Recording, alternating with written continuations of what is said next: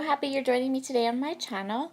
So I have a traveler's notebook spread for you today for Spiegelmom Scraps. These two cut files you see there are from one of the free files that you can get in the Spiegelmom Scraps store, and I will be sure to link that cut file up below. So I just went ahead and cut the two flowers from that cut file, and then I used my Kiritaki watercolors to watercolor them to match the colors of the rest of my project. So my project today is primarily using Pretty Little Studio products from the Sweet Life collection. And these are products I received in my Quick Kit Traveler's Notebook Kit for the month of February.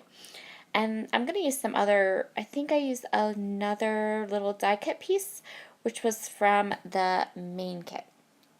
So this is a really kind of sweet layout, or this collection. Oh, my words this morning. I'm so sorry, guys. And I keep saying, ugh, I hate that. Drives me nuts when I do that. Can't even stand it. Anyway, I'm deciding where I want to put all these little bits and pieces that I have collected. I know I'm going to add my sequin details to my flowers, but I'm not 100% sure where and what I want to cluster around the flowers, and I want to get those clusters done first, because if I start with the sequins, I might end up needing to cover some of them up and blah blah blah. So I really want to fussy cut a bunch of these flowers from these two scrap papers. And I also have some die cuts set aside. Initially, I had thought that I was going to want to add pops of like a navy color to them, to the clusters, but in the end I decided not to.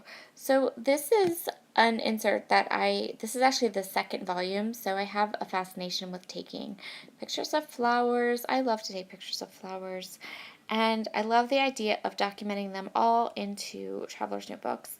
So this particular insert is from Wild Whisper. It's the insert that matches the Sweater Weather collection. And then this is the second volume of what I call my Glimpses of Nature Traveler's Notebook. This is volume 2. And so I'm just kind of roughly cutting out all the flowers that I think I'm going to fussy cut for this layout. And these are, I actually do end up going ahead and fussy cutting all the flowers and using them on my layout because I love flowers. So now I'm deciding where I want these little die cut shapes to go. And what I'm actually going to end up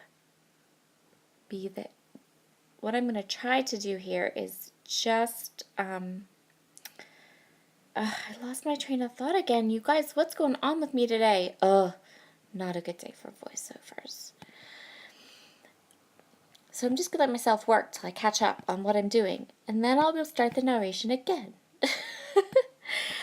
Alright, I tacked down the cut files. I just tacked them down because I don't know yet. I haven't decided if I'm going to want to slide something underneath them. These are the die cuts that I pulled, and I'm just deciding where I want them to go first. Then I have a better idea of how many of these flowers I want to fussy cut and include on the page.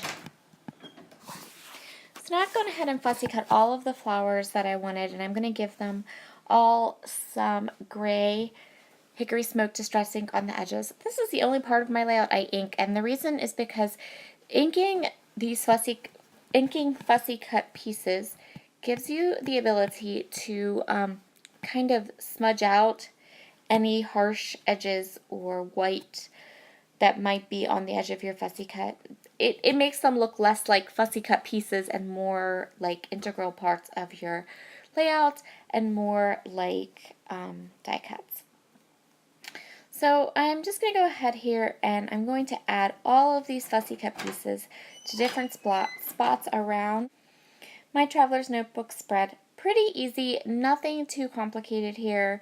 I have decided where I want my 3 little big clusters of embellishments to be, and I'm just going to go ahead and put them around the layout. So most of these pieces that I fussy cut, because I fussy cut them from scraps, most of the pieces have edges, and I am using those edges to help guide where I place these different flower clusters and how I place the different flower clusters. And now we get to the good stuff, the sequins. So these are the peaches and butterfly sequins, which are new to the Spiegelmom Scraps shop this month. They have these gorgeous large butterflies, and you can see that I added a butterfly to each of my embellishment clusters. I also added the large silver flower sequins that are in the cluster, and I put those in the middle of a couple of my flowers. And now I am filling in the sequins. So I filled in an entire middle part of that bottom cut file. I added some sequins to the flower at the top, and I'm just adding them now and sprinkling them around in different spots. I love the butterflies in this sequin mix. They're gorgeous.